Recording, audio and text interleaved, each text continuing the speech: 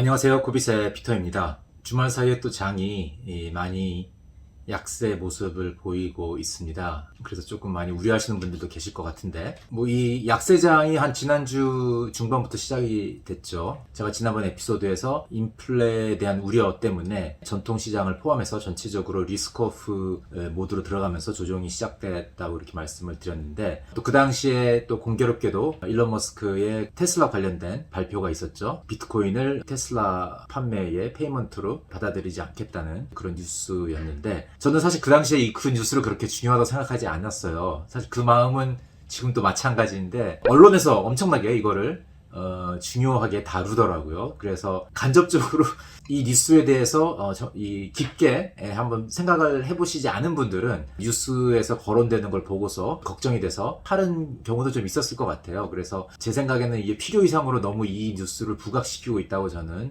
생각이 되는데, 그거 외에도 요 며칠 사이에 안 좋은 뉴스들이 몇 개 있었습니다. 긍정적인 뉴스도 있었어요. 그런데 아무래도 언론은 이제 조종이 시작되는 국면에서 네거티브한 뉴스를 다루는 경향이 더 강해지다 보니까 긍정적인 뉴스는 별로 헤드라인을 장식을 못하고 보도가 안 되는 것도 있어서, 제가 긍정적인 뉴스도 함께 좀 몇 가지 다뤄볼까 합니다. 일단 이 부정적인 뉴스는 이 테슬라 뉴스 외에도 한 3가지 정도 있었던 것 같아요. 일단 이 테슬라가 이 비트코인을 페이먼트로 받지 않겠다고 한 뉴스는 제가 왜 이게 중요하지 않다고 생각을 하냐면은, 원래 처음부터 비트코인을 페이먼트로 받겠다는 것 자체가 저는 별로 큰 의미가 없다고 생각을 했었습니다. 근데 이건 테슬라뿐만이 아니라 페이팔도 그렇고 여러 가지 제도권의 큰 기업들이 자기네 서비스를 제공하는 대가로 비트코인을 페이먼트로 받겠다는 뉴스, 이런 뉴스를 가끔 발표를 하는데, 이 비트코인의 적어도 초창기, 지금같이 초창기에 가치가 늘어나는 구간에서는 가치 저장 수단으로서 받아들이는 사람이 늘어나기 때문에 가치가 상승하는 거이지, 어떤 미디엄 오브 익스체인지로 사람들이 사용을 해서 가치가 늘어나는 거라고 생각하지 않거든요. 그 부분은 이제 그 후에 나중에 올 수도 있고 안 올 수도 있는 거라고 이렇게 생각을 하기 때문에, 제가 이건 여러 번 에피소드를 통해서 한번 말씀드린 적이 있는데, 그렇지만 많은 사람들이 비트코인은 미디엄 오브 익스체인지로 사용을 해야지만 가치가 있다고 생각하는 사람이 워낙 많다 보니까,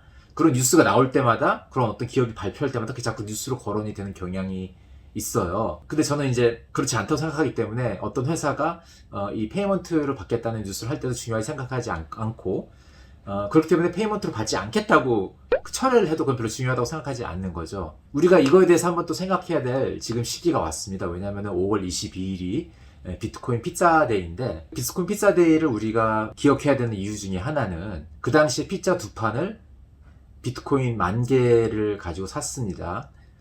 그래서 지금이 그 값어치를 환산하면 세계에서 가장 비싼 피자였다 이렇게 얘기를 하면서, 그 당시에 피자를 사 먹었던 그 플로리다에 있는 한 개발자를 약간 조롱하는 듯한 그런 식으로 얘기를 하곤 하는데, 지금 그러니까 우리가 비트코인을 다른 물건을 살 때 페이먼트 수단으로 사용하는 거는 그 10년 전에 비트코인 가지고서 피자 사 먹은 사람이 하는 행위랑 똑같은 행위를 하는 거거든요. 그러니까 아무도 비트코인을 제대로 이해하는 사람이라면은 어떤 그런 물건을 사기 위해서, 그게 테슬라 차가 됐건 피자가 됐건 무엇이 됐건 간에 지금 이 순간에는 사용을 안 합니다. 왜냐면은 기회비용이 엄청나거든요. 지금 비트코인을, 이 소중한 공급이 제한된 얼마 몇 개 있지도 않은 비트코인을 자꾸 물건 사는데 사용하고 자동차 사는데 사용하고 피자 사는데 사용하고 이럴 필요가 전혀 없는 거예요. 그러면 안 되는 거죠. 왜냐면은 지금 비트코인 한 개 가지고 테슬라 차 하나만 살 수 있을지 몰라도, 이게 5년만 지나면은 비트코인 한 개 가지고 테슬라 10개를 살 수도 있을 수도 있는 건데, 지금을 사용함으로써 그거를 포기해버리는 게 되니까 기회비용이 엄청난 거죠.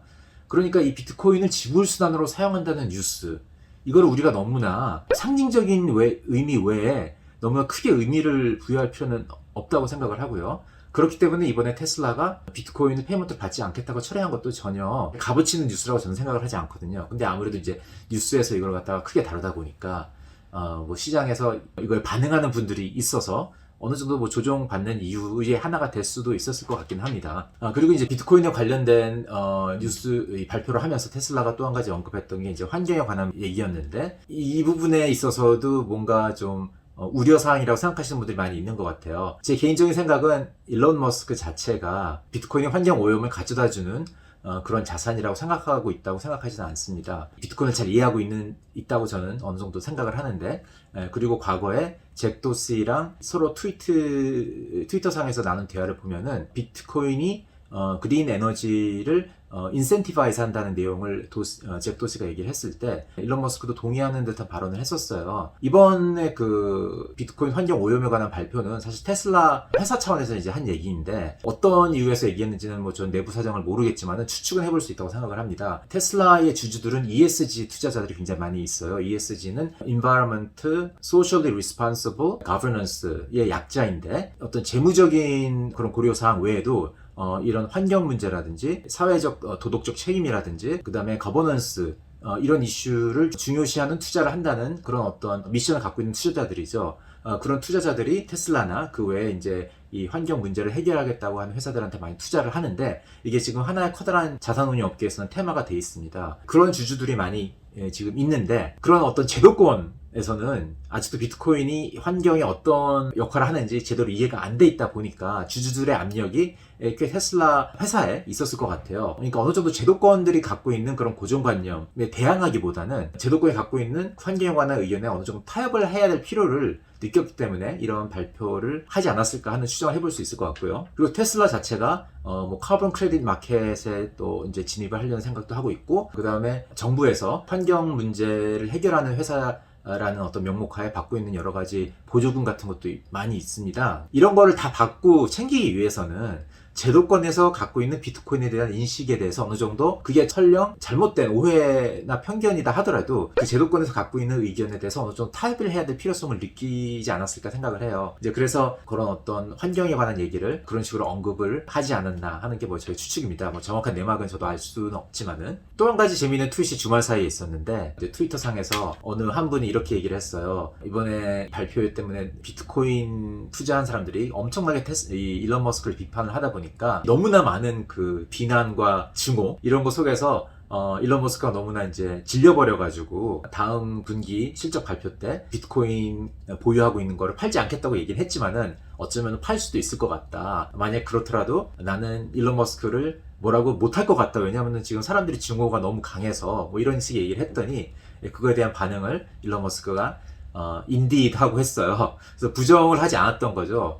그래서 사람들이 이게 또 일론 머스크, 이 테슬라가 실제로 비트코인을 지금 다 팔았다는 어떤 힌트가 아니냐 이렇게 생각을 하는 사람도 있는 것 같아요. 뭐 그건 알 수 없는 일이지만은 그런 우려 때문에 더 사람들이 뭐 팔 수도 있을 것 같긴 합니다. 그런데 저는 뭐 이런 얘기를 하면서 항상 느끼는 게 비트코인의 진정한 가치는 어떤 한 사람의 그런 어떤 트윗이나 그런 거에서 결정되는 게 아니기 때문에 진정한 가치를 알고 투자하는 사람이라면 이런 거에 전혀 신경 쓸 일이 없는데 가치를 모르는 사람들이 훨씬 많다 보니까 자꾸 일론 머스크를 뉴스 삼고 그럼 잘 모르는 사람은 그 뉴스를 보고서 우려가 생겨서 또 매도하고 뭐 이런 악순환이 좀 되고 있는 것 같아요. 그래서 제가 항상 말씀드리고 싶은 거는 이 비트코인의 실제적인 가치가 어디서 오는지 이거를 이해하는 게 되게 중요하고 그걸 알기 위해서는 비트코인 네트워크가 뭔지를 이해하는 게 굉장히 중요하다는 거를 항상 말씀드리고 싶습니다.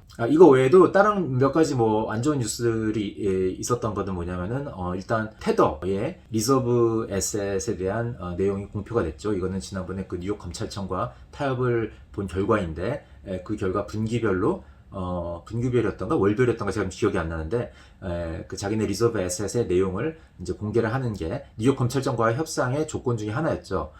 그래서 공개를 했는데 이 리저브 에셋의 그 내막을 보니까 한 반 정도가 이제 커머셜 페이퍼에 투자가 돼 있는 거예요. 그래서 이게 커머셜 페이퍼라는 거는 이제 이건 국채도 아니고 어떤 기업들의 그 채권인 건데 이런 게 좀 우려사항이 될 수도 있는 거죠. 그래서 지금 테더가 특히 이제 많은 선물 거래에서 담보로 사용이 되고 있는데 그 담보 가치가 US 달러로 1대1라고 생각을 했던 사람들이 1대1이 아니고 뭐 0.9대 1 정도로 생각을 해야 되는 게 아닌가 이렇게 그런 생각이 확산이 되기 시작하면은 이 담보 비율을 맞추기 위해서 선물 포지션을 많이 청산을 해야 되고 이제 그런 것들이 그러면 어떤 선물 시장 비트코인 현물 시장 조종으로 이제 이어질 수도 있는 거죠. 뭐 이런 우려가 좀 나오고 있는 것 같긴 한데 뭐 이것도 단기적으로는 리스크가 될 수는 있으나 비트코인 네트워크의 가치랑은 궁극적으로는 연결이 되어 있지 않기 때문에 저는 뭐 크게 우려할 사항이라고 생각을 하지 않는데 뭐 이런 이유에서 팔고 있는 분도 좀 있는 것 같아요. 이거 외에는 또 이제 바이낸스가 그 미국의 Department of Justice 사법부죠. 사법부의 그 조사를 받고 있다는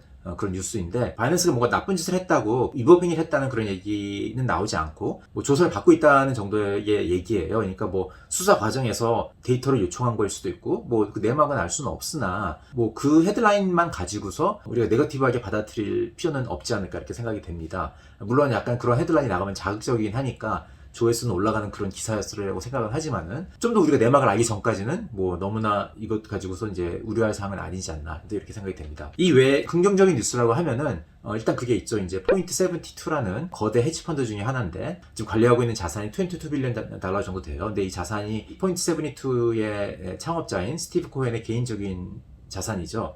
대부분이. 이분은 원래 이제 SEC라는 거대 헤지펀드를 운영했었는데 여러 가지 인사이더 트레이딩이나 이런 걸로 이제 SEC와 여러 가지 그 소송이 있었죠. 그래서 그거의 어떤 타결책으로 결국에 고객 돈을 전부 다 돌려주고 자기 개인 자산만 운영을 하는 걸로 지금 이렇게 되어 있습니다. 이 스티브 코인이라는 분은 이제 그 헤지펀드 스트래티지가 여러 가지가 있는데 에quity 롱 쇼트가 이제 주된 스트래티지인데 이 뉴스가 뭐냐면은 포인트 72가 이 크립토 쪽에 굉장히 크게 미닝풀하게 진입을 할 거라는 그런 뉴스예요. 그래서 두 가지를 언급을 하고 있는데 뉴스에 보면은 일단 벤처 펀드를 만들어 가지고 벤처 투자를 하겠다고 합니다. 그러니까 포인트 72 입장에서는 좀 약간 새로운 분야일 것 같은데 그런 분야에 투자를 한다고 이렇게 얘기를 한 것 같고, 그 다음에 두 번째로는 롱 쇼트 스트래티지를 하겠다는 겁니다. 그래서 이거는 뭐 스티브 코엔의 주특기인 트레이딩 스트래티지를 크립토 시장에서 적용을 하겠다는 이제 그런 뉴스인데, 이 뉴스가 이제 가져다주는 의미는 이런 거일 것 같아요.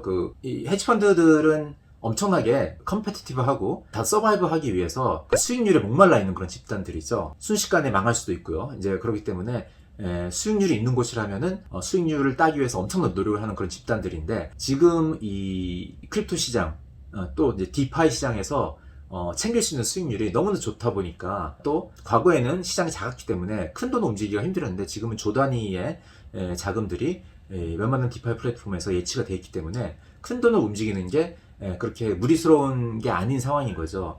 그리고 어떤 기관 투자가들의 자산을 커스터디 할 수 있는 인프라도 갖춰지고 있고, 이제 이런 상황에서 수익률에 목말라 하는 집단들이 아직 시장이 성숙되지 않았을 때, 많은 수익률을 챙길 수 있을 때 진입을 안 할 이유가 없다고 이렇게 판단을 한 거로 보입니다. 그래서 이거는 제 생각에는 포인트 72로 끝날 것 같지는 않고요. 앞으로도 이제 이런 비슷한 대규모 헤지펀드들의 이 크립토 시장 진출, 그리고 전략도 좀 다양하게 롱 쇼트뿐만이 아니라 뭐 디파이에서 안정적인 수익률을 구현할 수도 있는 거고요. 뭐 벤처 투자할 수도 있는 거고, 이런 투자들이 계속 앞으로 진행이 되지 않을까 이렇게 예상이 됩니다. 자, 제가 항상 뭐 비트코인에 관해서 좋은 얘기만 하니까 그럼 도대체 언제 어떨 때나 네거티브하게 될 거냐는 어떤 그런 의견을 주시는 분들도 있어요. 제가 부정적으로 돌아설 때는 어떨 때일 것 같냐면은 이 네트워크의 활성화가 점점 둔화되는 거죠. 그래서 네트워크의 상에서 거래량이라든지 네트워크 온체인 상의 거래량, 온체인 상에서 지갑수의 증가라든지 비트코인 네트워크 내에서의 활동이 점점 줄어들 때, 비활성화될 때, 이럴 때가